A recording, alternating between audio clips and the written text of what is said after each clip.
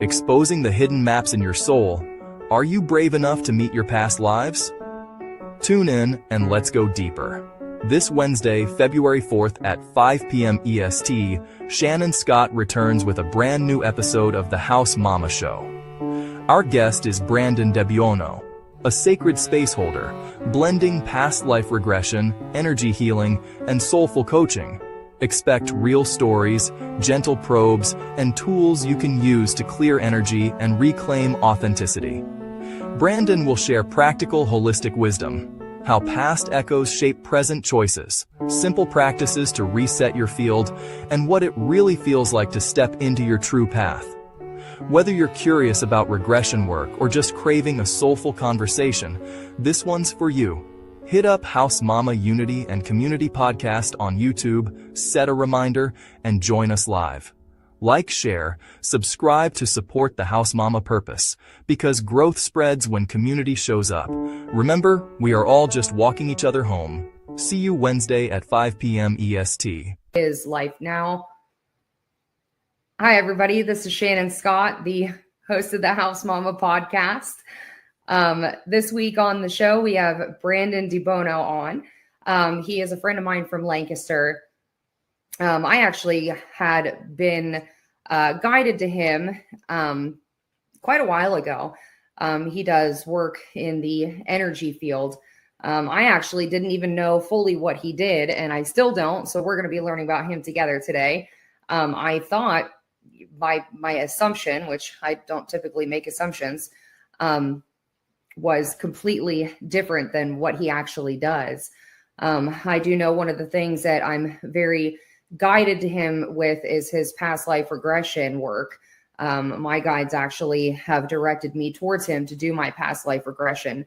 My guides are very particular about who I work with, especially when it comes to my own personal life journey work. So clearly, if he's, someone that my guides sent me to and I was trusted with, then yeah, I'm trusting of it myself. So we have yet to do the past life regression, but I am really excited to do it. So we are going to learn about him together today. So last week we had Forrest Lang on. He was the author of the Angel Blue book, A Redemption Story. He spoke about his past, his current life, all of the, healing work that he had done. And it was a very beautiful show, very personal to me as well, because we, share some same, qualities in our story, which, at the end of the day, we're all very much alike anyway. So right now we are going to do a replay from last week's show.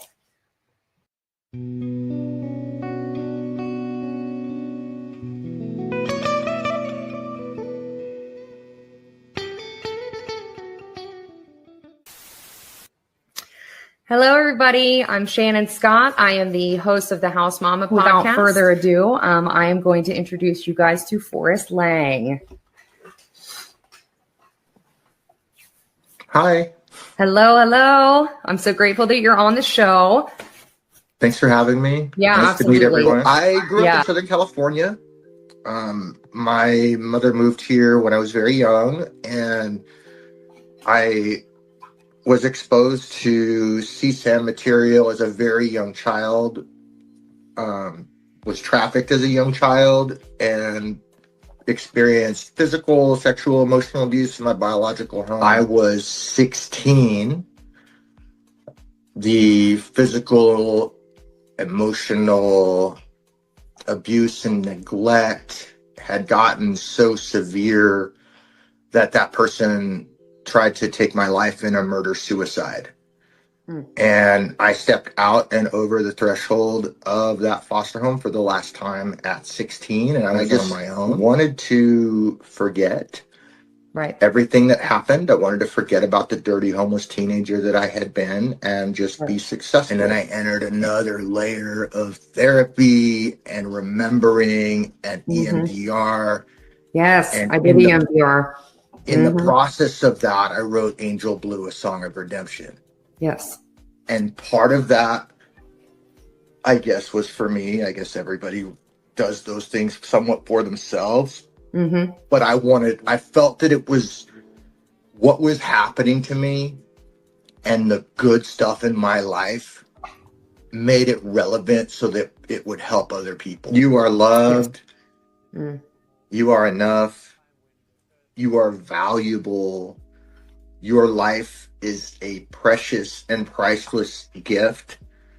The chances of your birth are about the same as winning the lottery 4 times in a row.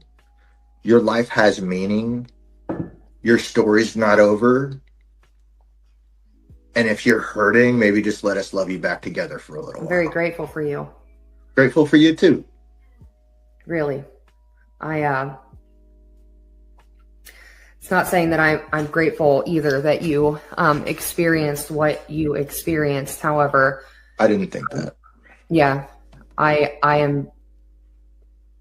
The world needs you. I appreciate Forrest. I appreciate the power that he's putting back out into the world. I appreciate the understanding that he has, not only of his own individual and personal spirituality, but of his own healing journey.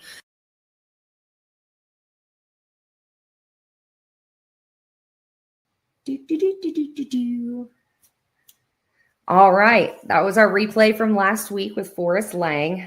Like I said, it was a really, really great show. I'm grateful that he took the time to be on the podcast. So, and, typically my shows run together unintentionally, but they do run together. And this week is no different, just like every other week. So Forrest Lang had spoke a lot about the energy work that he had done and his healing journey. And what I do know about Brandan is the work that he does with people in regards to healing, past life regression, and whatever else I don't know that we're about to find out together.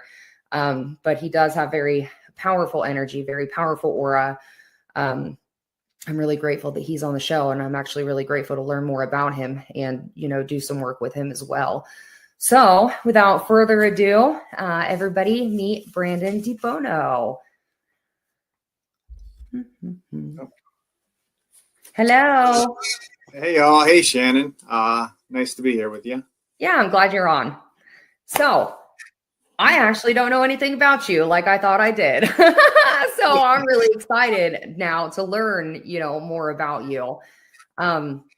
I sat with Forrest Lang last week. I don't know if you know who he is. He wrote the Angel Blue Book. He's on Facebook and TikTok and, had a really traumatic life growing up, did a lot of healing work and spoke briefly on his healing work. But it kind of ties in to this episode now. I want to know who you are. So I'm going to hand over the reins to you and tell me whatever you are called to tell me about what you do. Yeah, I find that tends to be a really good question because depending on how I know somebody, they might actually see a very different side of me.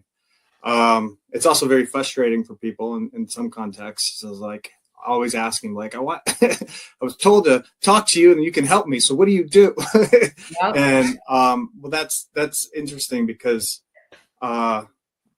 it's interesting in a couple ways. I mean, I've gone on the journey in many ways, if you would. I've always had a high curiosity and self-inquiry, which has led me to where I am now. But when I really try to think about it and who I am now and who I've been, which is why it's always a fun question for me too, because I'm always finding out who I am. Because yes, I've continued most of my adult life. I've been in a different place, doing different things with different purposes that are very different. A lot of versatile in my the communities I'd go to. What I was interested in, when I was younger, sometimes I was just running away from things. But right. As I grew older and as my journey grew, I started to run towards things. And I think that is one of my biggest benefits for folks is I have been a lot of things. Right. So being able to relate and such, but also to know like, at a fundamental level, stewardship is kind of like my goal. So I've always, asked the big questions ever since I was little. Where are we from? What are we doing here? All the religious and philosophical questions.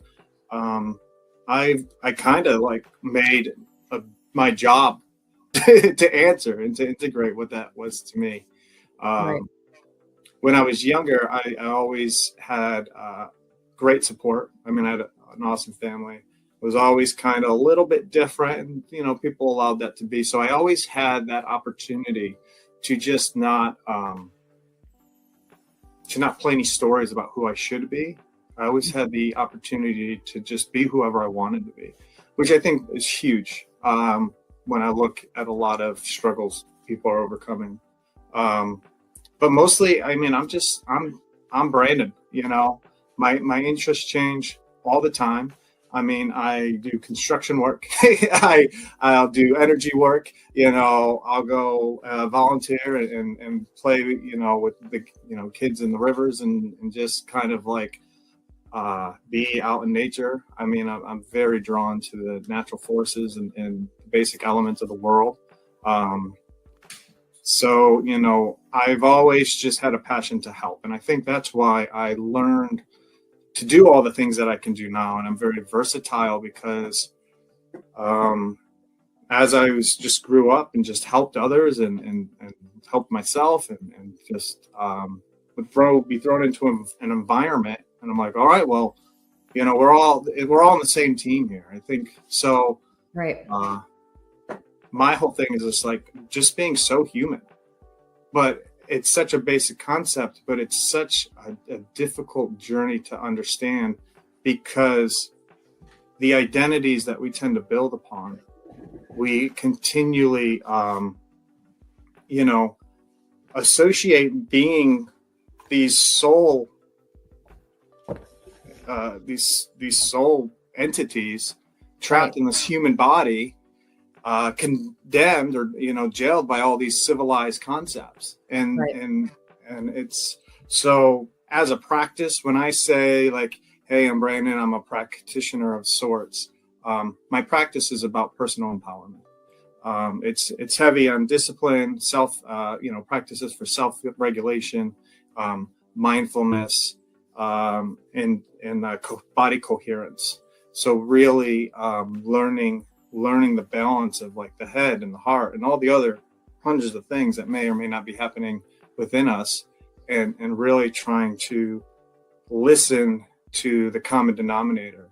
So we have all these stories going on in our head, in our bodies, our emotions, the physical, the mental, but they all kind of have somewhere in the middle a center. Right. So really staying present and staying balanced in that moment. And I mean, I think that's what it's all about, really. And what I find, it's also the same thing of compassion and love. Like whatever we're doing, wherever we are, this is it. This is what we're doing. This is where we are. The idea of, next week or a couple months, or this is who I used to be, or this is what I want, all dissolves when we're just loving the moment. Yes. And and what that can be could be 100 million things. Some people like consistency, and I've just learned that's just not who I am. So right. Yeah. So I don't know if that answered your question at all. Sorry. But, no, it actually really did. That's a lot of the same with me. People ask me what I do, I just do what I'm called to do. So if I need to know something, if I need to walk someone through something, I'm able to, channel what I need to know to be able to help them.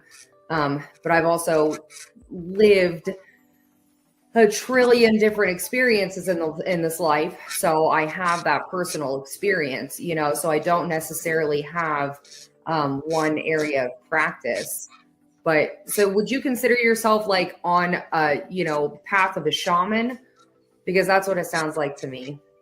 Yeah, I don't like to identify in that way because it's a term, I found it.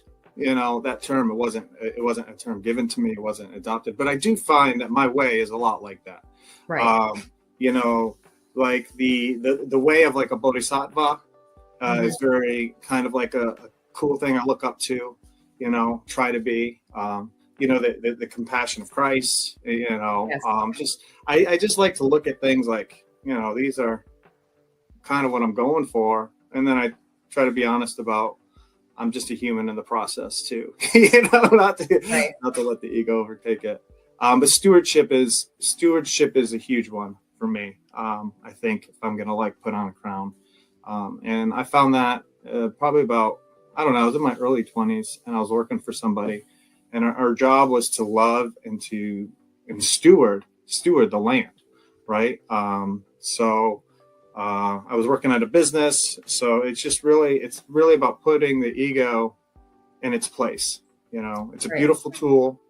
And that's been kind of my quest. Yeah. I guess as a very, very religiously guided, I guess the spiritual path, if you will, has always been a good forefront. But you've met me in my opportunity, my job to be, or the responsibility to be a father. I moved to Lancaster to be with my little man, my little guru, if you will. And I'll tell you, nothing I would have been out there looking for has humbled me and has taught me all the lessons that I've been yearning for, like having a child. Yes. So. Yes. Yeah. So tell me about like the workshops that you hold. Tell me about the specific things that you, because I had mentioned in the intro that you do, past life regressions. Tell me about the specific things that you do when people approach you. When someone comes to you, what kind of things do they come to you and ask you to help them with? So as a practitioner, I've done a lot of different studies. And then some, got a few certifications. I really started my professional journey, if you will, as a massage therapist. So at the time I was doing a lot of studying health and wellness and the body, was always a big interest to me. So I was always studying and always fascinated to learn it. I had this question in me. I'm like, what I feel in my body is just so different what I hear from everybody else. And so I never accepted that. So that was my passion that drove me to continue to stay up to date, to learn all these things. And then I went to school for massage because I was like, well, if nothing else, I mean, really a massage school is just a basic handbook of having a physical body. And then through that, the doors just continue to open. I started to understand a power of touch. It was really fascinating for me to have experiences when I was just so logically trying to I was so into the anatomy and the physiology, and I was just always so mental about it. And then being able to just have these experiences with these clients and having things in my head and things this isn't mine. Where is this coming from? And I talk to a client does this name sound familiar? Or does this feeling sound familiar? What's going on here? And people, and just I'm there's something going on, Yep. So I found more. I eventually, that led me to working with Dr. Norm Shealy. I have a high respect for this man. I think he is a popular name for anybody who knows anything about doctors and Western medicine. He was also the founder of the American Medical Holistic Association. At the time, his protege, Dr. Sergey Sonin, who was recently, I think in the last couple of years, voted the #1 holistic doctor in the world. Just brilliant people. Yeah. But for me, so I'm certified with him as an advanced holistic health coach. And it really that focuses a lot on just the fundamental, basic health habits, y'all. I mean, they're so easy that we just don't want to do it because mentally it's I know we want to do these things. But really, so, working on stress and pain management, who I also trained with my past life therapy, or, age regression. And then I've gotten into the energy work field. And then I've also been certified with HeartMath Institute to provide coherence. So empowered wellness is kind of my like title, if I was going to give it to somebody. What I'm trying to do is I'm trying to meet you, I'm trying to hear you, and I'm trying to assist you in finding all those answers in yourself, because that's where the power is. Because there's a sense of willingness that we really need people to go through, because otherwise they're just chasing, distracting. And so, when I work with somebody, I am vague. It's very intentional, actually. But also two things. I don't want to create the paradox. I don't want to create this paradox of session and teacher. Like, I'm just your friend, man. I'm just trying to see you for who you are, support you. And, if you're somebody I don't agree with this part of you, then we're not going to do those things together. So I really just tell everybody, I'm here, I'm your friend. A lot of the reasons I got some of the training and certifications, it's always just been my passion. Really, I'm just trying to teach myself how to, how to be empowered, how to help my own issues. Every physician and therapy and all kinds of different things, they all have their place. What's important is to help see what's going to move you forward to where you're trying to be. If you're trying to be anything at all. But, and I really appreciate your compliment for my intro. My biggest thing is I had an opportunity to live in the woods for about a year with a small community. And I got to really connect in a lot of ways. And the question is like, what is love was really, really important to me. And then I found how important it is, boundaries and love, how much they coexist so well together. Very much. So I was like, how can I truly love somebody? How can I truly even meet somebody? If I'm carrying all these stories and these, things inside of me that are just clouding that vision. Right. And so, not that, trust me, I'm no clear like crystal beaming light in the world. I'm a sludge of all kinds of things. And I love it. I love being alive. I love the experience of life. And but it's so important for me when I am with somebody, and really I try to be present in all moments, but I'm good and bad at that. But when I meet somebody, I want to see them. I don't want to see who I want them to be. Right. And so when I meet with people, I think that in itself has been really therapeutic for a lot of folks. And I am. I'm great. I mean, I am. I'm a great hands-on practitioner, a good energy worker. I've learned to kind of really listen to like the body's tissues and cells and the movements and stuff, and just be guided in that way. But then also really how to work with the energy. And the same thing. The more transparent you are and honest about, the self, at least I think, the more you can stay out of the way of helping, assisting somebody else. Right. And again, that's just really giving them the power back, you know?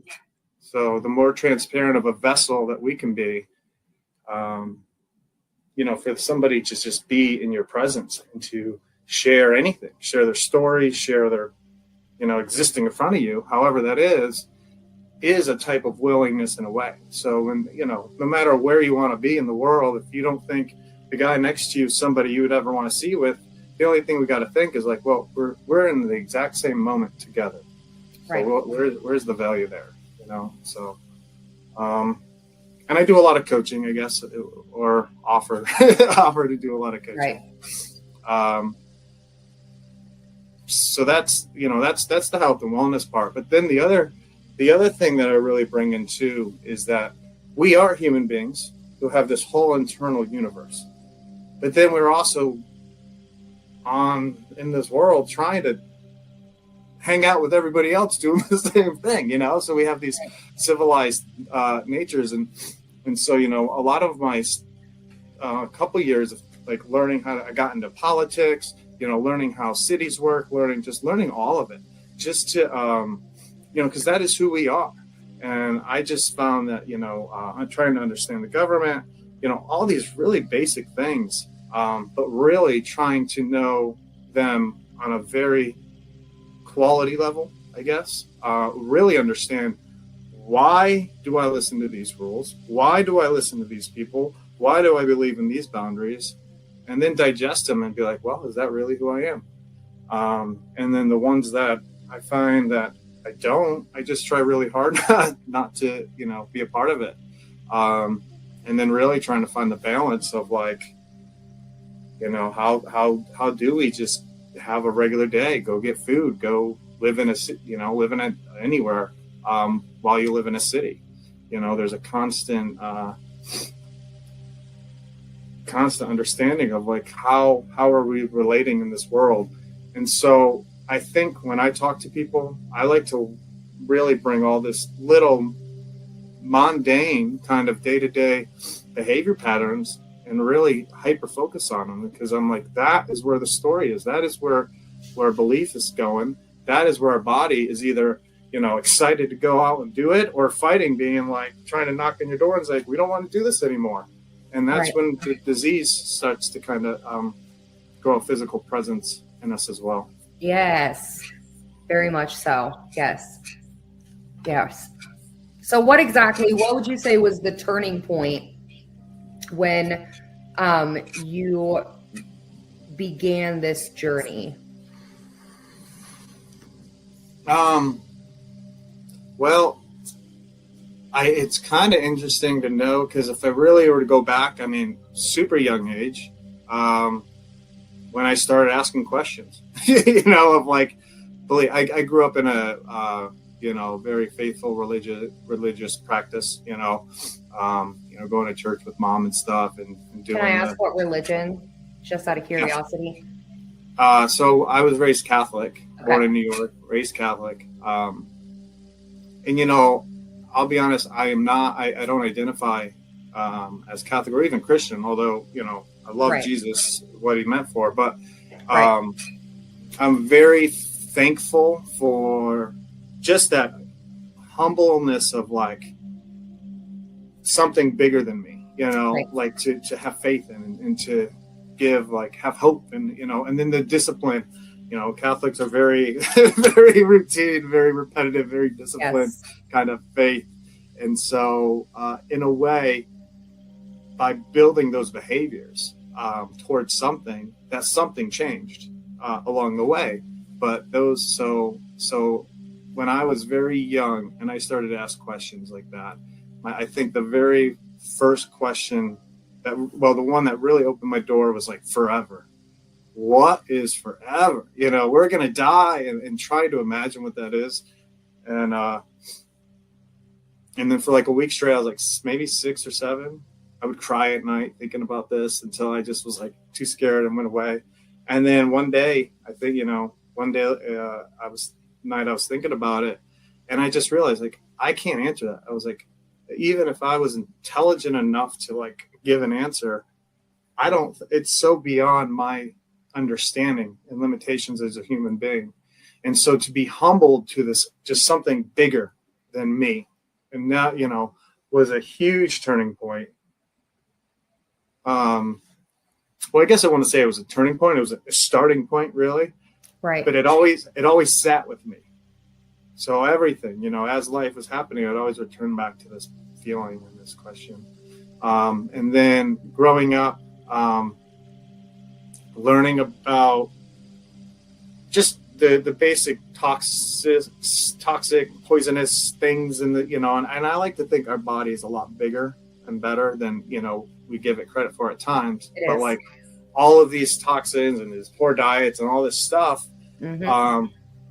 I first became noticing of that when I was using deodorant, fragrant deodorant or whatever, and my body didn't like it, and it just didn't make sense to me. And then I started to like really be in touch with my body more, understanding like this isn't right.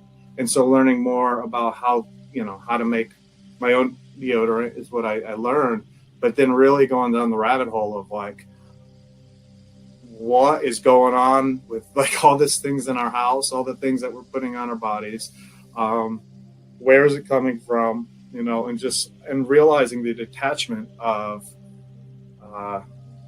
what I use on a daily basis to where it's from, who's making it, what are their intentions, So, that was a different journey. And then, again, just the studying of health and wellness to a point where I was like, I'm spending a lot of time and money on this. That's when I first started to go to school with massage. And since then it was like, it just blew up. So. Yeah. Once you take that first step and you have an interest in either the mind, body, or soul, eventually all three of them are going to come into your life. So once you master one of them, the universe is like, I see you. And they throw in the next two. Yeah, that's how it happens. Yeah. They're like, you're not done yet. Yeah, that joke that you think, just when you think you've done it all, right? Like, yes, literally every time. Yeah. I do that constantly. I'm like, God, I'm so glad the lessons are over. And then it's like, wham!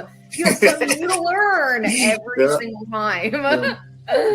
God, I thought I knew everything. No, I really don't know everything. I know a whole lot though. Yeah, I love that. So you literally you walk the talk 100%.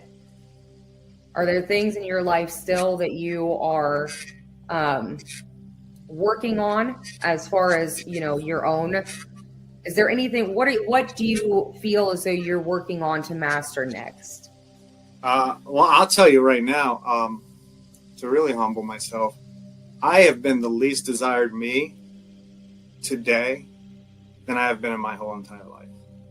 Why so as far as things to work on, everything, really, all the time, why do I say that? Is because I got caught up with, I kind of fell into fear. I was very fortunate for most of my life to just be avoidant of what that meant on a true level. And I lost myself. I think I lost myself. And so it's kind of fun in the sense of like, well, who I was is not, I moved here to be a father. And so up until like that point, I told people all the time, I'm like, I've done a lot of things, but consistency isn't one of them. Mostly with staying in like one place.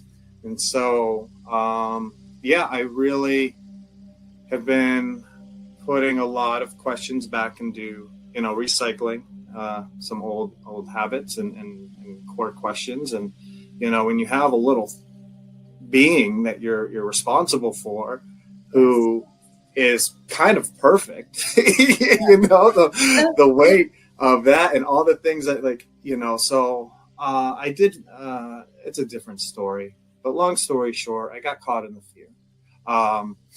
And I went against my grain, about who I am.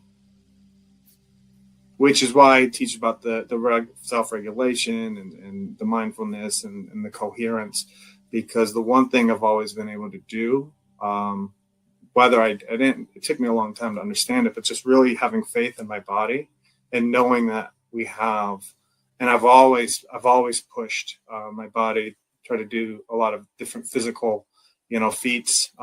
Nothing one specifically I soared at, but even when we were younger, especially boys and kids and being rough, like beating each other, but like really just testing limits.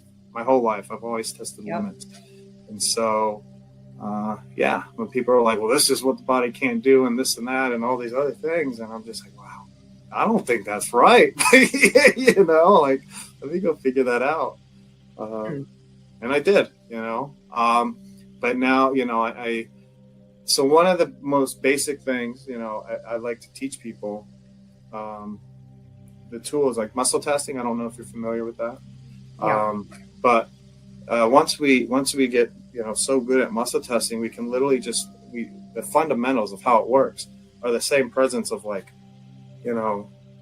my body is just falling in love with this idea or it's fighting, right. What we're doing. And to be able to feel that in everything you're doing in life. And I've been going against that grain. And because I've been making the excuses. So it's been a really humbling experience. And I'm really excited to see, what's going to come out of it. Because, but in the meantime, it's been really cool too, to be in a place that I normally wouldn't try to be at. and really just falling in love with it, for what it is, and just being very grateful for what it is. Again, even though it's like different than what what I would love. So I love this opportunity of finding out, like, well, you have all these thoughts, you have all these ideas, you've been in a lot of brilliant places. Like, how much can you do? And so that's what I'm out here doing. I'm preaching about the things I believe in, and I believe in community. I believe in people just like, let's get our fundamental needs met together, and let's just go have fun, and let's learn who we like, let's learn who we are, and let's just like stay in our lane and respect that, like, hey, like they could do that too. Like, but Yes. let's, because I don't know, it's so hard to think, like, it's so hard for me to comprehend somebody who just wants to be an evil person. I think there's I don't know. I mean, but there's horrible things out there, right? Like, so, like, trying to answer that question, like, how can I most see that with love and not with like fear or emotions or any of that? And so, yeah, I don't know. So shadows, attachments, generational curses. Some of them just flat out are not. They're different species in human bodies, so it's very real. Yeah, I've encountered quite a bit of darkness. I work a lot with dark, and there's some things out there that their only intention is to try to dim light. So I know honestly, the vast majority of people in this world are not here to intentionally hurt other people. They're just stuck in, that generational trauma. It is literally given to you in utero, or, their own shadows, their own fear. So I really feel as though a lot of people that are intentionally not good people, it comes from a place of fear. It's their own fear. A lot of fear of rejection, fear of love. People are so terrified of love. I think they really misunderstand the entire concept of what love actually is, though. Yeah, distorted self-perception. So that's a lot of what I work with, at least, is a lot of people that don't see themselves for the incredible people that they are, because they've been told for so long that they were the opposite of that. So then they became exactly what they were told they were. So, yeah. Yeah. Mm. Yeah. So how much, huh? Go ahead. What? No, you go ahead. Go. I was just going to say, I really appreciate how, because that's the question, right? Like, and I really like how you kind of laid it out. We have so many different stories and so many different, attachments to, all the different reasons, like so many of us are holding this. And what I love is, how much beauty most people really are. Yeah. I know if you look on and listen to a lot of like chatter, it's a lot. There's a lot of sadness, and there's a lot of fear, and there's a lot of anger and stuff that you can see. You really can't avoid it. So much depression feeling, and so, but I love how beautiful people are. Really. I had the best. Not the best time, but I just remember going to the grocery store and being so grateful. Literally this week, I was like so excited that I went to like 3 different interactions, 2 different counters, and the cash, but everybody just that day was just so excited about it and did such a good job at being their job. And I was like, wow, I love this. Like, it was the most basic kind of nerdy thing like I could be saying right now. But I was like, I went to Kroger and I was just like, dude, the guy at the deli counter was just like loving answering the questions, like sharing his stories, like just being humans together. And I was like, cool. And then, just the lady at the, I don't know, man. It was so cool. But anyway, sorry. I'm very much appreciating that. But yeah, that's what I kind of like. I appreciate you pointing out is all those stories, right, that are inside of us. So why do so many of us, overcome those, and why do so many of us don't? So what is the evil? What is the pain? And it's just like, and I think it's that weakness to those stories that hold us back from being that beautiful self that we need to be. Yes. And so by support, and so my thing is like by supporting people, and again, seeing people for who they are, and not letting, not being nice. I mean, I wouldn't really say I'm the nicest person, I'm not either. I'm gonna love the hell out of you. If you ask for anything, I'm gonna help you. Like that's all I do is help people, because that's what it's all about, right? And then just making sure I'm taking care of myself so I can do it appropriately. And so, and that one's a good balance right now. I'm not on that one, but yeah, I'm still doing the things. All right. Yes, you really are. You really are. I always say I'm a good person. I'm not a nice one. Clearly by what I post on Facebook. I'm not very nice. I'm well on my way to being America's most hated woman. How can you be living your truth if you're so sensitive to hurting someone's feelings? I mean, you can't, I love people enough. You have to love people enough. I love you enough to tell you where you're hurting yourself. I love people enough to tell them they need to remove themselves from the decisions that they're making and make a more centered and aligned decision. We're really programmed right now to believe that, one, we're paying, money out the ass in taxes. So people are looking for those better paying jobs. When I first started farming, I'll never forget, Sandy was my boss, still just the woman holds my heart. One of the most important things that she said to us was that she's not going to place someone, even if you know the job, she's not going to place you in that job if it's not something you enjoy doing, because you're not going to A, live up to your potential, and B, be happy. So a lot of people are really stuck in that just doing what they have to do to survive. And they're in miserable jobs, they're in miserable relationships, they're not happy with themselves, because they're not doing what their actual purpose and love and joy really is. So, but it's really hard to break people out of that, because, man, you have to survive, you have to make money to survive, but people are way too deep in survival. They're not doing what they're called to be doing, what their heart wants to do, what their soul wants to do, what makes them genuinely happy. And people are also really afraid to talk about, the things that have hurt them in their lives. I am not. My family was terrible. All of them are still very much alive, and they all watch my podcast. But yeah, the things that I had to realize that I was very much a scapegoat in my family. And for years and years and years, I was chasing a relationship with all of them, individually and independently. And I just had to shed that skin about a month and a half ago. I actually went and sat with two pastors at a Baptist church for about 3 hours and went through deliverance. And not because I'm religious in any way. I've actually had to sit with a lot of people over the past 2 years, all in their own respected denomination, because, my biggest journey is learning about the kingdom of God in its entirety.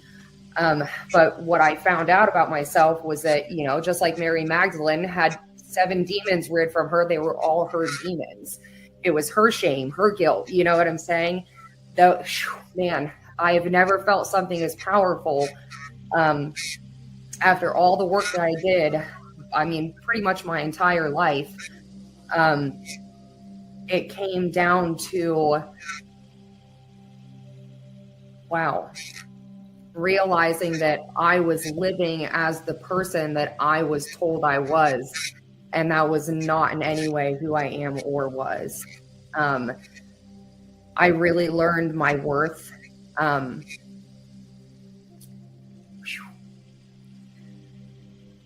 It was incredible. Yeah.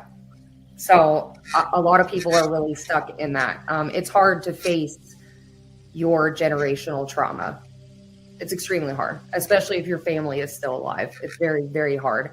I work with a lot of people in that area, having to tell them that they need to actually walk away from their family and still hold that space. If your family decides that they understand what they've done and they come back, you allow them to come back with that forgiveness, because you realize that they too were products of their own environment.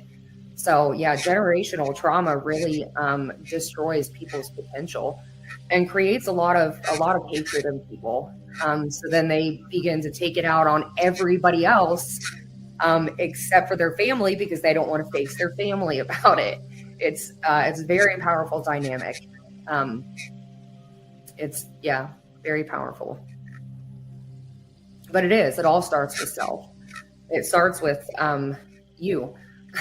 And because of that, just like you were saying, that mind, body, soul connection, you knew I was really sick. I actually came to see you. I don't even remember how long ago it was. A year? Was it last summer that I was there?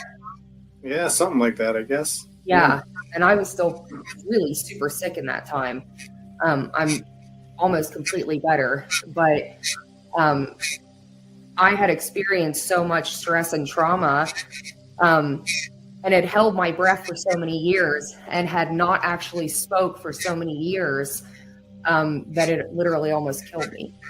And I had to fix everything in my body, clear down to my tendons. It was completely devouring my entire body. And it had been my entire life. So yeah, a lot of people don't realize that their trauma is causing that much physical distress in their life. So yeah, it's pretty powerful. Is my microphone making weird noises on your guys' end too? Or is that just on my end? No? It's doing it on purpose. I don't know. Maybe, I don't know. Oh, yeah. I feel like you're in a moment of peace, though. I feel like you're being called to sit where you're sitting with your son in the discomfort that, well, not discomfort anymore, what you would have naturally found to be discomfort, instead of, going. Oh no, this sucks. Yeah, no, it's just there's a lot of suck involved, right? Well, I mean that's the thing too. It's just like there's no perfect moment, dude. Like no, like no, this is it. Like yeah, you don't like the way you're feeling. Okay, we'll change, right? Like doesn't matter where it's coming from.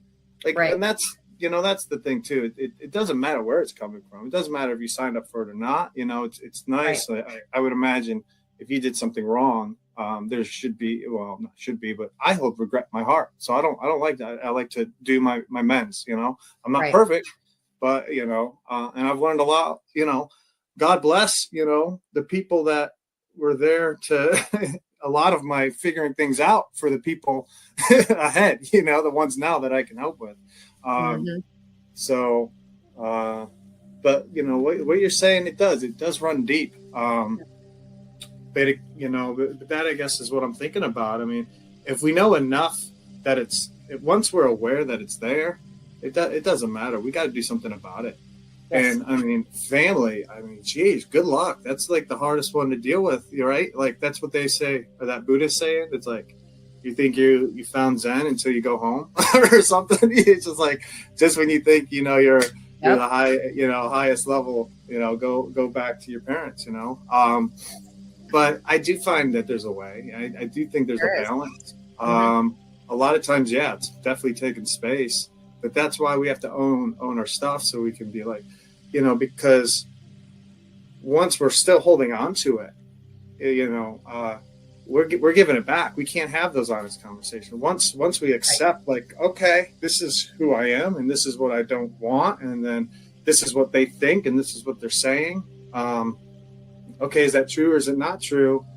And then you're not kind of creating a pattern where it's just like back and forth, back. It's just like you could just stop it in its tracks and move on. And if we do that enough, you know, to the people in our lives, we're never going to say goodbye to, right? Like, Yes. And also the people we love the most are the ones that drive us nuts the most, right? You know, so those, because there's gold there, you know, that's our lessons, you know, that's why, you know, so with past life, you know, it has me answering a lot of questions. When I do past life therapies, I don't go big into the reincarnation of things. You know, the stories I've heard, I mean, it's hard to kind of say that there's just something not bigger happening, you know, but I like to focus on what it's doing in the body. Yes. And so you know, prior to this, you know, you said you thought I did more work with Carl Jung. But I collaborate a lot with somebody that does. I work with Clara a lot. And I find that system fascinating because, you know, the shadow work is big. It's huge. It's a huge just mind of all the things that we want to work on and do better about ourselves and figure out. But there's that trick too. Like once we know, like we can't unknow. Yes. We've learned to bury things, but, you know, once, you know, I feel like if you're the one, and look at, you're doing it, right? You're doing the thing. Yes. You're shining your light, you know? Yes. And so, and that's. You died. Right? I wasn't dying, man. I know that much. You're doing it. You know, some of us are just trying to see things that, you know, I guess others are trying to avoid. So it's like, shit. But hey, we asked for it, right? So I guess so. You know, I don't remember this conversation, but apparently they told me it happened. No, yeah. I had to learn what I know. Yes. Okay. They're like, shh. Yeah. I had to learn everything that I learned in this life, for a very particular reason. So, yeah. Hopefully we're done now, though. Hopefully we've learned enough. I don't ever want to think I'm done, right? Where's that? But I guess, you know, yeah, I signed up. That's the thing. I joke about like, oh, I'm miserable, but really I'm not miserable. Right. But it's been the most unhappiest I've been with myself. But I love myself. I mean, I'm cool. I'm not perfect. And definitely I don't love where I'm at and what I'm doing a lot, or some of the things, but that's my choice. Mm-hmm. Every single part of that I chose. Like, I like to get it out, but I put myself there. Right. And that's where I think I've been unique from most people who, I find like people around, you know, I don't know, maybe in general, maybe it's just where I'm at in life, but I've been able to escape that my whole life. And now I'm kind of living the life most people like graduate high school and boom, they start doing this traditional thing. Yeah. And so I am just so thankful. I played to be an idiot so long before I had to like have this step of like this part of the journey. And so, I mean, I'm a hell of a lot smarter than I would have been. And so I'm very thankful. I have a lot of these, and that's the other part of what I do too. I think you're getting at before is, so I have a house now. I'm a community, you know, supportive community, which means going out there, helping each other. So I work in this festival, the Grassroots Festival, where they have this healing arts group that I'm a part of. And I just love the concept. So I try to bring that here. And so the way I see it is healing arts is a group of people throughout a musical festival. They've been doing it forever. And Joanne, who I have known to run it forever, it's like the whole thing is like, okay, here's the festival. We are the light workers, the healers, you know, that's the big part of their community. There's a station in the festival grounds where people can come and learn, get different modalities. They have free classes. It's all free. You know, there's acupuncturists, you do yoga in the morning. There's training. People bring all these cool sound machines and different, like all the the beautiful people out there doing just some really cool stuff, right? Yes. Just to be there to be like, hey, if you're having too much fun or you're getting disassociated at the festival or whatever, like, come here, come ground down with us, because festivals and music, all the things, you're up there. So it's a nice grounding support system. And then it's grown into another thing. It's just like, we're involved with everybody, so I'm part of the massage team. So I get to go do like the backstage and such. But it doesn't just limit to just the healing arts section. It's, if there's litter on the ground, you pick it up. If somebody looks like they need a drink of water, you go get them. You're just there for people. So the whole intention, they have folks who just walk around at night, just making sure anybody might be passed out is, hydrated and safe, and people who, just looking out for what could or could not, potentially be happening that we don't want to. And so that. Just, back, and to me, that aligns with like the stewardship, right? Like, right. And so I'm trying to bring that here in the community by opening my house, be like, hey, I mean, I got a life, but I try to find it important to make time to open up my time to help others and to offer my space. So we host classes here, events, I've collaborated with a few others. So I really try to find somebody like, oh, you have a passion? Cool. Well, let's go teach it to the world. Like, everybody wants to know these cool things. And so just bring people together. Yes. So, the healing arts is just a way to hopefully connect a core group of people to really start spreading that into the day-to-day. And I think, this town, there's a lot of that. There's a lot of beautiful heart in this town. Yes. People just really just loving and supporting. And at least that's what I appreciate and keep looking for. And I'm just trying to do the same. So what's your future look like? In which part of it? I don't know. All of it. All of it. What are you going to do with your work, with your energy work? What's your plans for you? What would you like to, focus on next? So I always just kind of went with the call, right? Just kind of look around and be like, all right, well, what am I doing here? I'm doing a lot of home remodeling and construction work. As kind of like, that's my payment, but it's also just a different way to help and help others and spread the love. And that's been really cool. It allows me to make my own schedule. It allows me to have a ton of resources. But it comes with its ups and downs, but I've been focusing on that heavily, but I do also, and it also supports, these other hobbies, you could say, or these interests that I'm trying to cultivate, help support that. So I don't know. I'm going to keep being here for folks to be like, listen, I can do a lot of things, how do you want me to do it? I manage websites for people now and again. I do logos for folks now and again. I have a graphic design degree. So it's like, hey, who are you? You need me to, help you do this, or, where's your passion? Like, let's just support each other. I personally would just love to have a tea lounge, really, just kind of like a community center in which offers a non-alcoholic environment for people.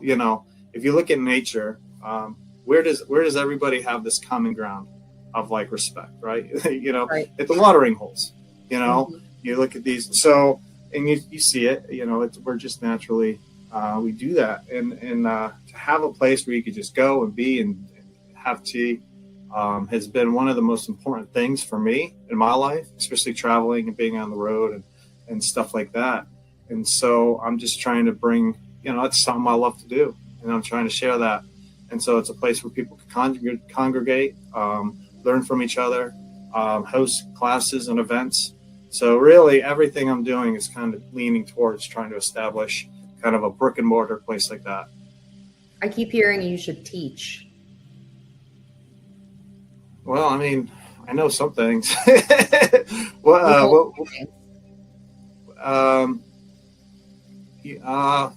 like to coach. I call it coaching. teaching would be a hard thing for me. I don't like the work that is involved with teaching. I'll be happy to sit and chat with people, but the administrative side of teaching, is that what I want to say? I don't know. I like to do. So like with my hands and build and create and I don't know. Who knows? Maybe when I'm older. Maybe. Yeah. I just keep hearing that. I just keep hearing teach. But they tell me the same thing too. And here I am not doing it because I don't want to. Yeah, but you're still spreading the word. I mean, people. Oh yeah, I do. Coming to your podcast, they're learning. You're teaching Yeah. folks, all kinds of cool people out there doing cool things. So, I try. Yeah. I try to within my comfort zone, but it comes more from a place of let me teach you how to heal, as opposed to let me teach you. Yeah, I guess from an administrative point, where I'm sitting down and I'm actually teaching you from start to finish, so that you can then carry it on. I do more the same as you. Like it's a personal thing. Like, let me teach you how to heal. But it's always in real small chunks, just dependent on what that person is going through. But apparently I'm not doing what my guides think I should be doing. So I don't care. I will when I'm ready. So yeah, it's going to come though. There's going to come a time when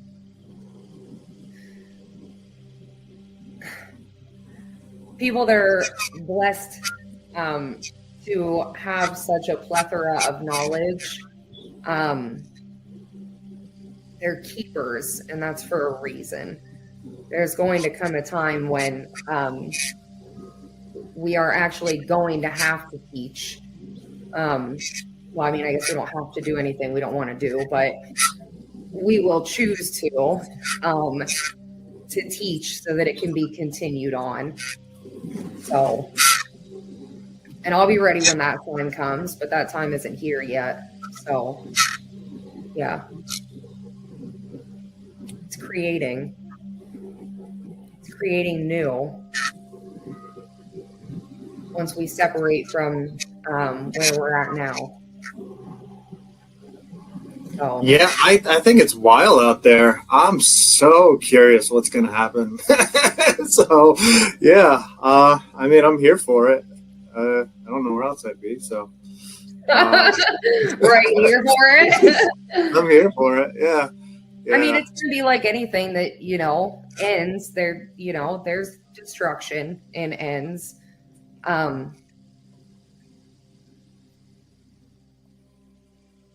But there's new beginnings. There's always been destruction and ends. But what's coming is a very beautiful thing. That's all I'm going to say about that. I could say so much more. I'm just called to be very quiet at this point, I guess. We have to let people choose for themselves. So I say what I can without trying to, I guess, instigate fear. Because fear shows up in the body, and then, people won't be prepared when it does happen, which will be within the next couple of years, about 2 more years. This is about a 5-year-long journey of destruction that's happening right now. So, yeah. You'll teach. I'll see you there. All right. Tell me when class starts. I guess I'll be there. Class started when you were a child and you decided that this was what you wanted to do. So that's when class started.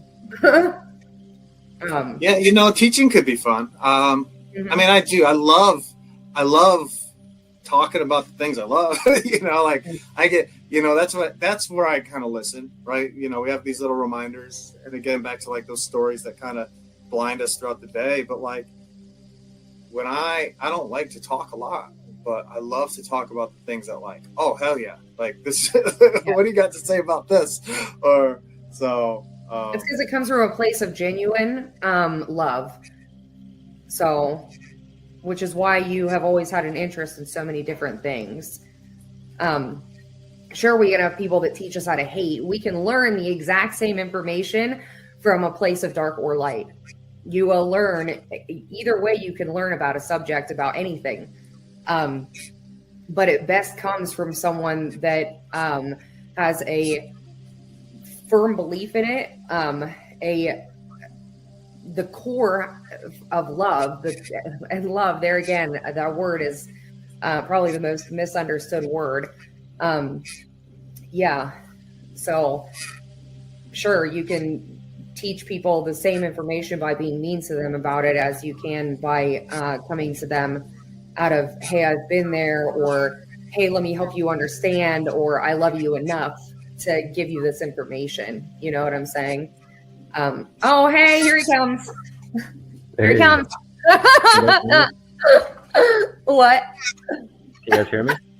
Yeah, I can hear you. Hey, Marcus. Hello. All right. The I love when service he ain't does the best, man. I'm out here in the middle of Arizona, so I'm up here in the mountains. But I just wanted to hop on real quick because I really enjoyed this episode, and I want to say, Brandon, thank you for opening up and joining us on this series.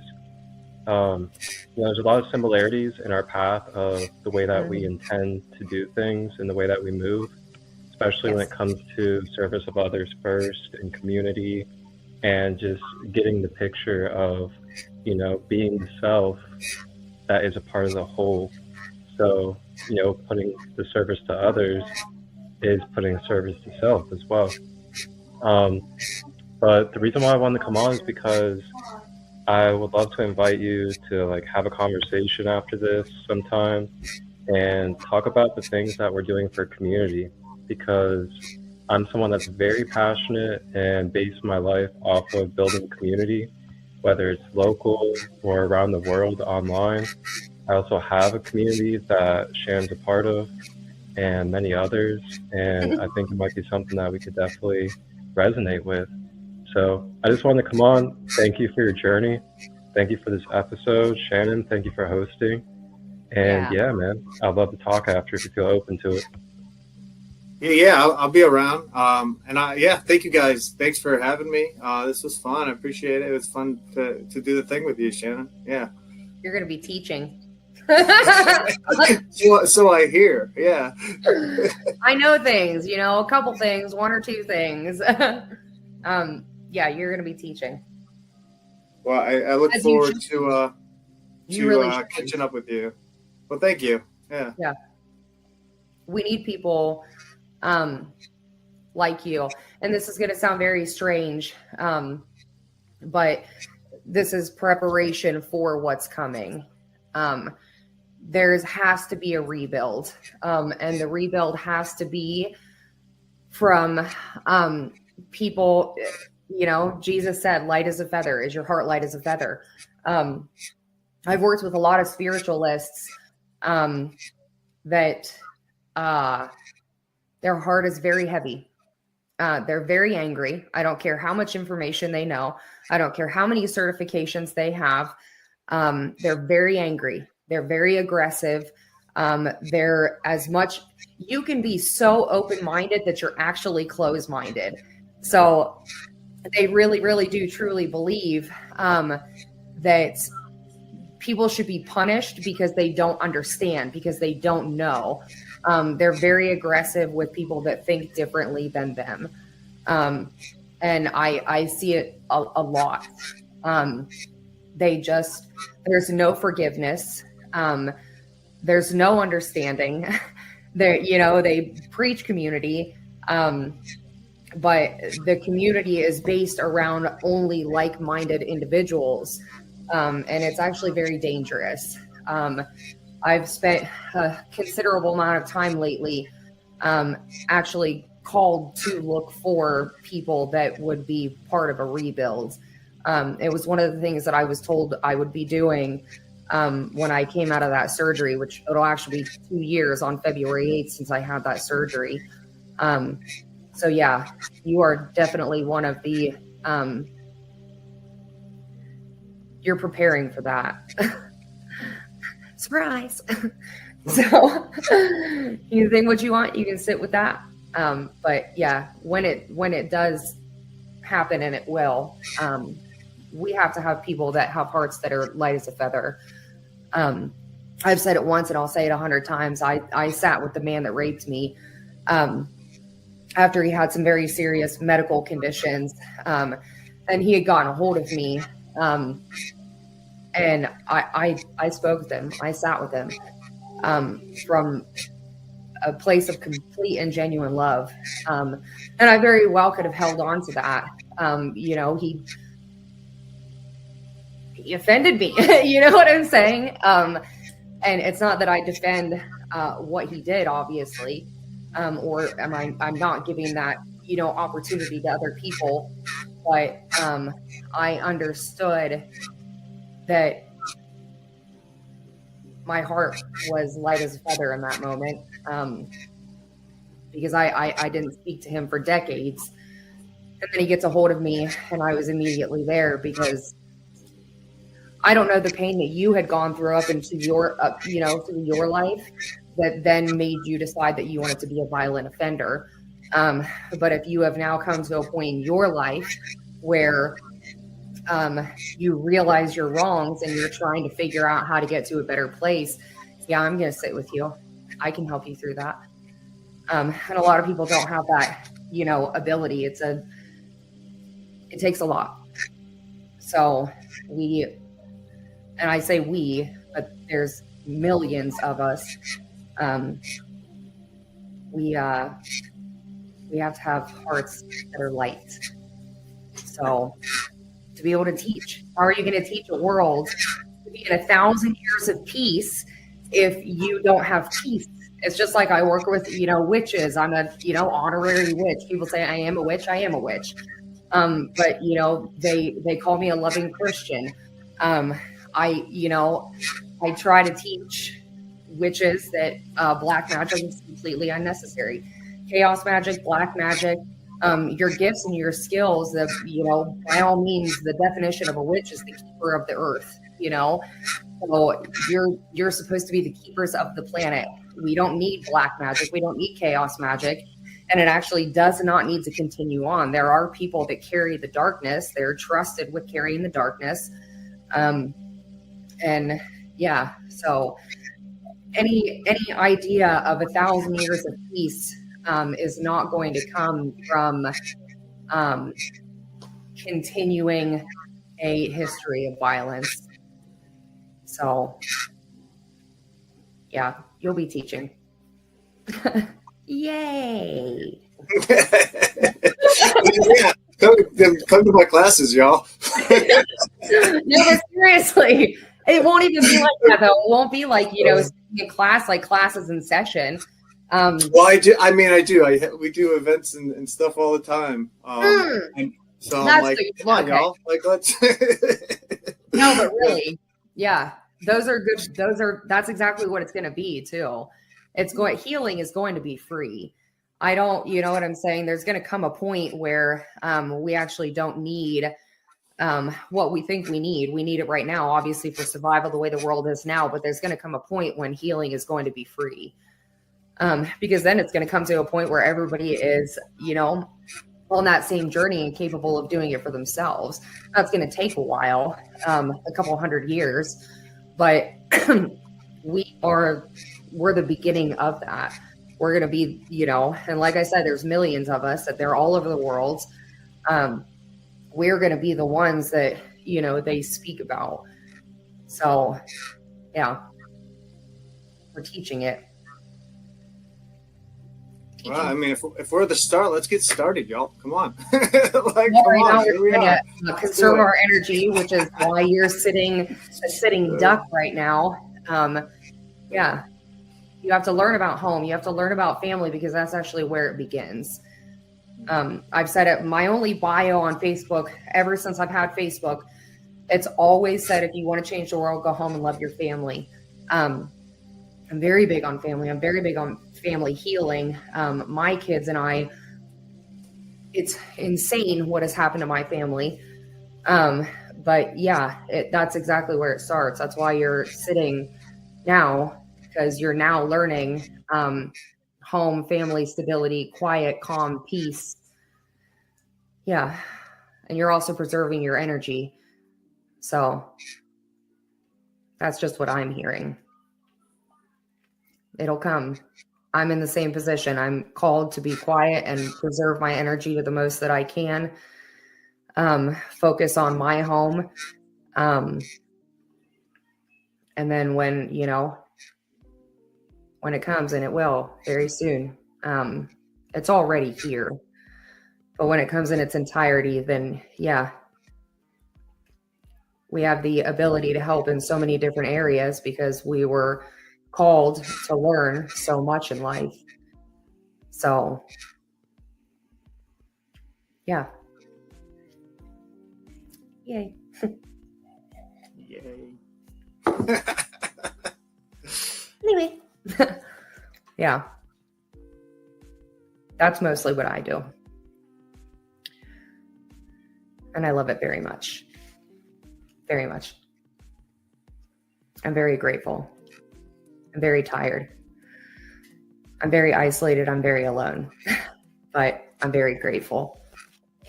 So I still want to do my past life regression with you, though. Yeah, let's do it. Well, I'm grateful that for you to open your doors for me to be a part of it. I was called to you. You know what I'm saying? I listen. You answered. Well, then you answered. So thank you for doing what you've done with your life, with your work, with your soul, your healing, your journey. Because of what you've done, I was pointed in your direction. So I didn't go searching. I listened. It was the same thing as when I met Marcus. I was specifically called to Marcus. I'm specifically called to very, very certain people. Yeah. So thank you.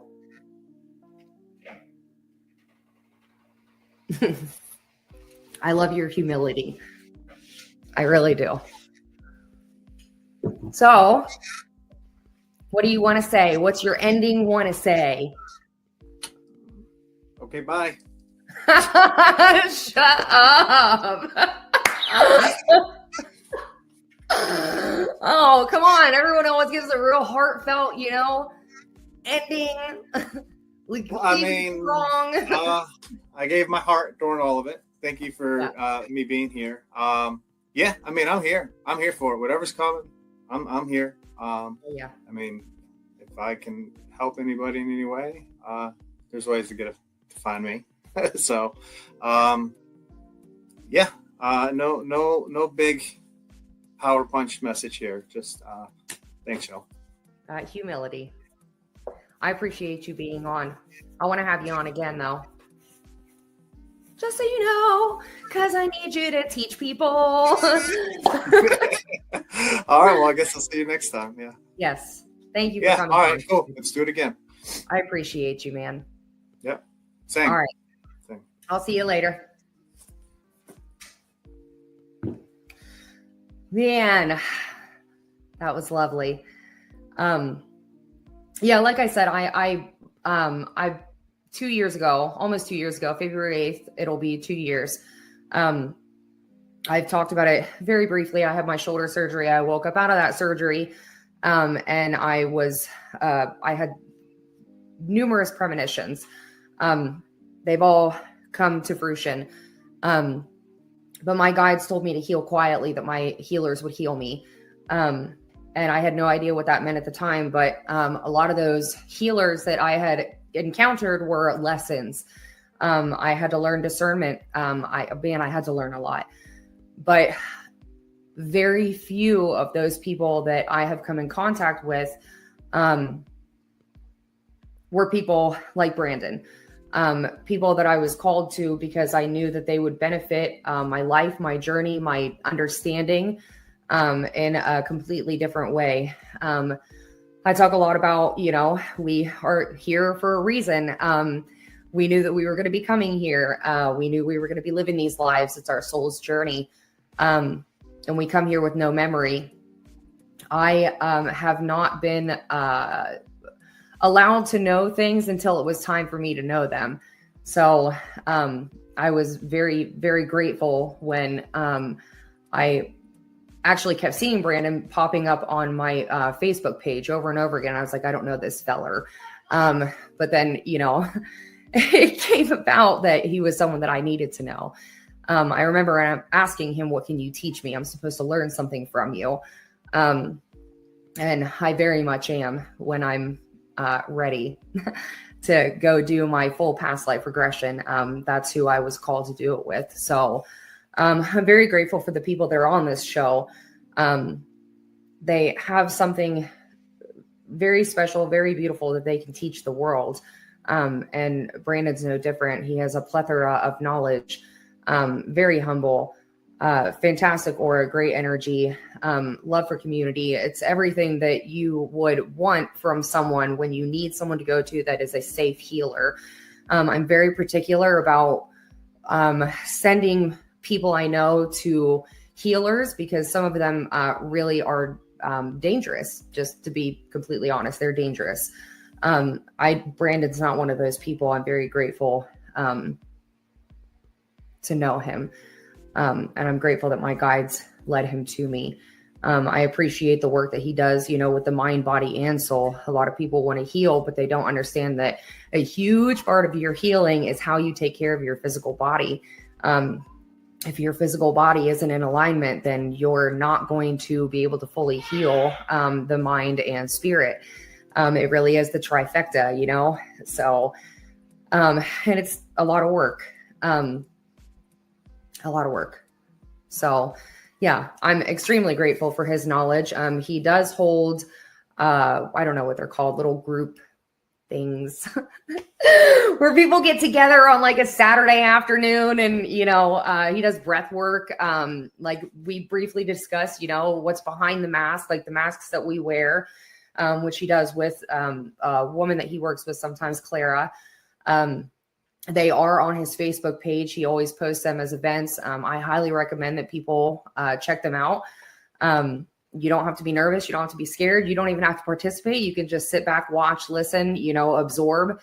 But he is definitely someone that I very, very highly recommend to other people to reach out to if you are in need of some guidance. Even if he hasn't studied it, I am certain that the information is going to be given to him.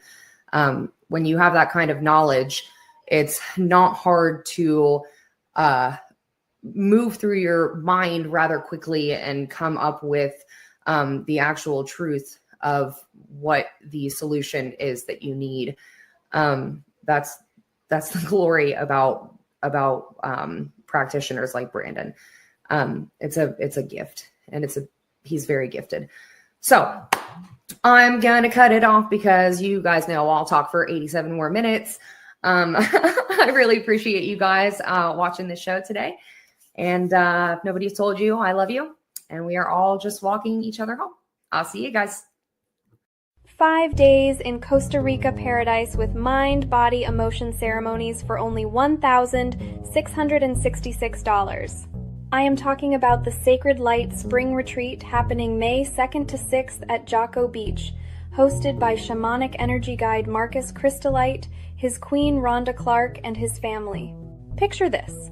You are staying right on the beach at Jocko Bay Towers, experiencing sunset sailing, legendary waterfalls, and connecting with sloths and monkeys at Manuel Antonio National Park. Your days are filled with cacao ceremonies, beach yoga, divine union teachings, and sound baths, while your evenings feature heart-made vegan meals and bioluminescent adventures. Airport transportation included, payment plans available, but you will need your passport ready. For just $1,666, you get 5 transformative days with your soul tribe. Quick spaces are limited, so register through the Jotform link below or visit li.sten.2 Sacred Light Retreats. Questions? Email Marcus at marcus.23@gmail.com. See you in paradise this spring. Wholeness, balanced love.